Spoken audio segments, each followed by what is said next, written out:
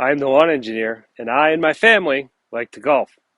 And this year, it is halfway through October, and I said, I'm sick of stinking at golf, starting over every spring. I live in the northern United States, where for about 5 months out of the year we cannot golf.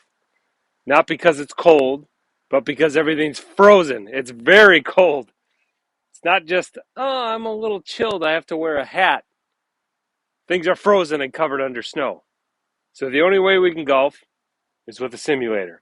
So in this series, I'm going to take you through my simulator build in my garage right here.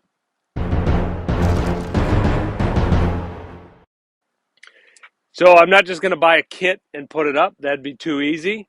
I'm going to build this sucker from scratch and bring you along the way with me. Let's get to it. You can see in the middle bay of my 3-car garage, I now cleaned up this wall. So everything that was here, I moved out. I moved it along this wall here, so I've got the workbench. And actually, I really like it in front of that window there. It gives some natural light when I'm working on some stuff. So the first thing I want to do with this wall, I've got the idea I would like to put some finish off the lower part here, protect this. I've always had that on my list. So the idea here is I'm going to put some a treated 2x4 on the bottom. The middle will be some corrugated galvanized steel, and then I'll probably do a top rail of just a regular 2x4. But even before I get to that, I want to finish this wall. So overall, I want to do all of them in the garage, but I need to mount my screen up here, and it will be hidden behind that and everything. So I thought, all right, this is the time. I've taped the joints already. I'm gonna mud the joints and the screws. Probably put a coat of paint on this thing.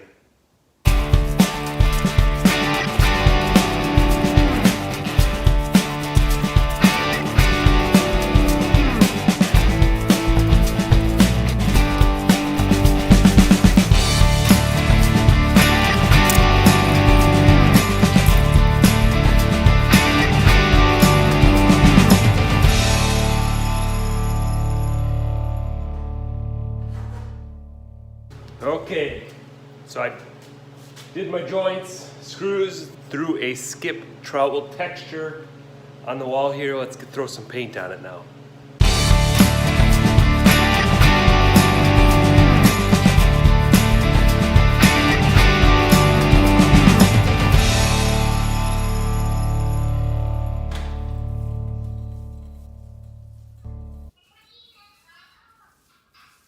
All right, got the paint through on there. Let's move on. Next step here is I'm going to do sort of some wainscoting up to this far to protect the lower. I'm going to do this.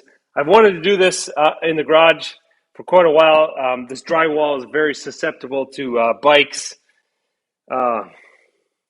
That's the kids, right? I never do that. Bikes, golf balls, things like that can come in here in a high rate of speed and destroy this stuff. This was fairly protected because it was behind my workbench. But anyway, I want to add some protection up about 3 feet in the garage here. So I'm going to start with this treated 2x4. I'm going to go up here with some corrugated steel and then cap it off with another 2x4, kind of a chair rail deal at the top. You may have noticed I didn't do anything with the corners either. So this is going to be the edge of our hitting screen, and I thought about finishing off the drywall here, but obviously that is not very strong, and that would just get beat if a ball came in here and destroy all my hard work. So I'm going to armor this thing with a couple 2x4s. We'll see how that looks.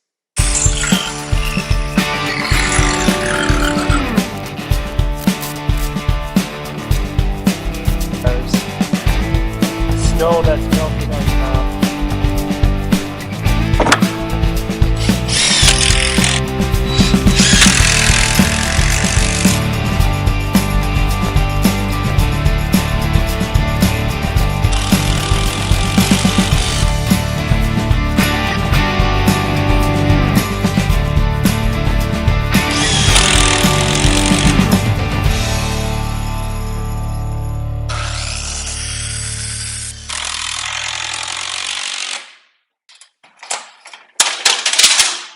I have to say that turned out pretty good. I'm happy with that. I never really saw this plating done on corners before, but it's obviously extremely sturdy using these 2x4s.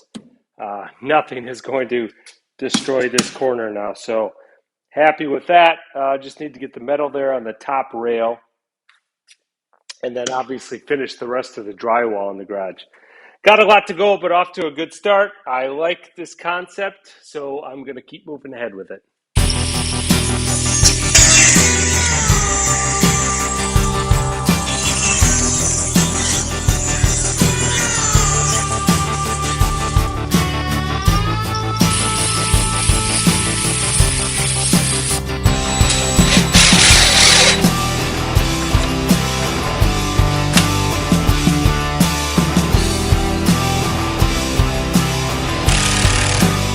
All right, I have my new area that ironically is going to be hidden behind my impact screen for my golf simulator finished off.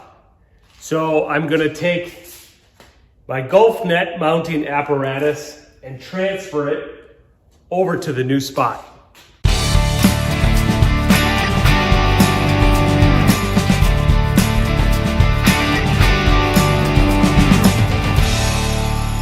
So I've got my bar down that I'm going to mount my impact screen on, same way I did the net.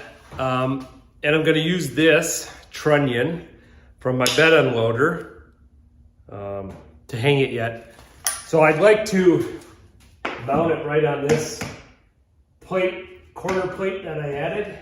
That'll give me about a 1.5 feet behind the screen so balls aren't nailing the wall or my precious new metal I put in. But you can see here, this is an L shape, and I need to basically cut one of these legs off to mount directly onto this plate here. Here's a side view of what I'm trying to do. I want to mount this baby directly to this plate.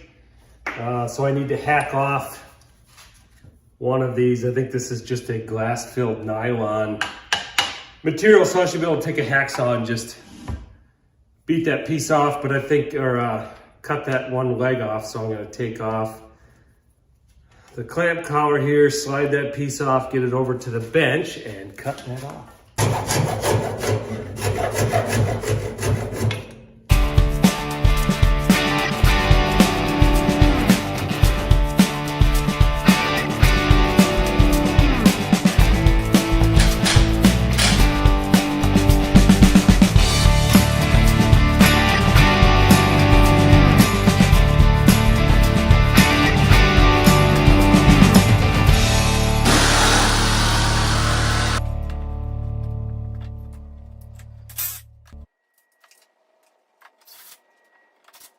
All right, so I finally ordered a screen. I went with a 1-to-1 aspect ratio, 110 inches wide, 110 inches tall. So I set my bar height at 108 inches. I finalized that, added the brace here. Mounting is complete. I went with a 1-to-1. I know the projector's probably not going to be able to fill it out. But I'm hoping to get away with lob shots, and I'm hoping that's high enough I'll still hit the screen and I don't need extra baffling or netting above. So I'm hoping that works out okay. I think it will. I mean, if I open the face completely and give it the full off, maybe I'll go over the top. We'll see how that works out. Might have to add a little bit of netting there, but that's not the end of the world. Most of the shots should hit in the screen this way. So my next thing is to put a way to retract or roll up the screen, roll down the screen from below here. So I've got an idea for that. Let's see how that works out. Here is my secret weapon for rolling up and rolling down my screen. Now you may say, oh my goodness, look at that. Those sprockets are beefy, and they are. So these are 50 pitch chain, you can see here. The reason I went with this, it's way overkill. I don't want to have a lot of tension on my chain because my structure is not made to have chain tension. So these are extremely overkill to make sure my chain does not skip. The other thing is these were on clearance, so this is like $4 and that was $5. The most expensive part was the chain here, that was like 20 bucks. So I've got less than 30 in this setup here. Let's see how it goes on.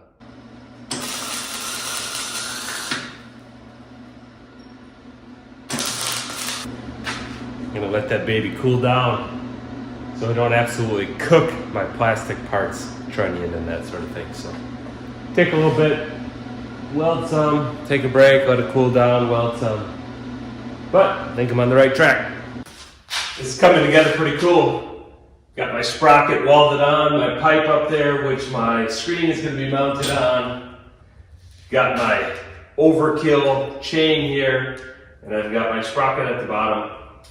So this is going to mount to my plating here on the corner. So I need my shaft and hand crank here so that I can raise and lower my screen from right here. So for my hand crank, I put this cool thing together out of black pipe. We'll see how it works. So I'm going to put my sprocket here. This will be mounted to the wall. I need a bearing sleeve. I think I'm going to use PVC pipe for that, so pretty low tech. This will be my hand crank. I'll use a piece of PVC on that also so that when you're turning it, it slides on there. So let's see, put this thing together.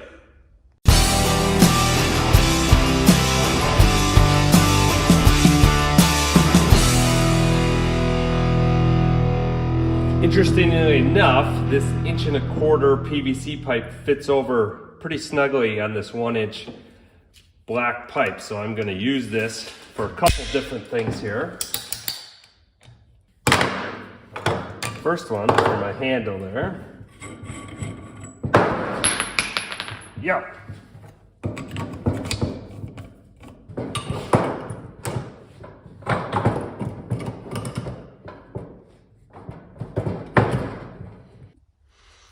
All right, I got my sprocket welded up on here, and I was so worried about it being square that I forgot to look at how centered it was. So I know I can buy a hub for this thing, but like I said, the store I got it from, all this chain parts were on clearance. I don't know if they're handling them anymore. And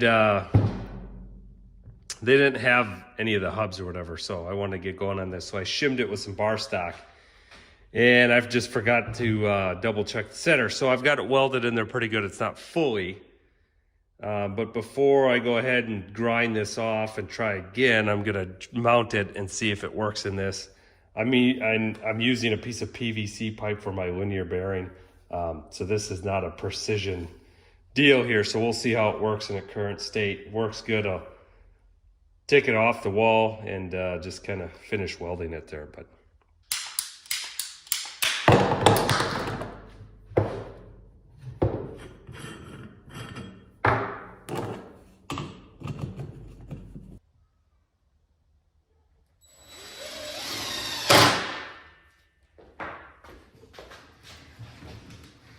well, it's not precision, but it works pretty awesome. Turning the crank, screen goes up, screen goes down. This thing is done, ready. I've ordered the screen, it should be here soon, so the next thing is to pop that on. And now I can move on to just finishing the rest of the garage off with. Well, actually I gotta get the screen on and get some turf down, get my hitting mat placed, but we're making good progress. This thing, check.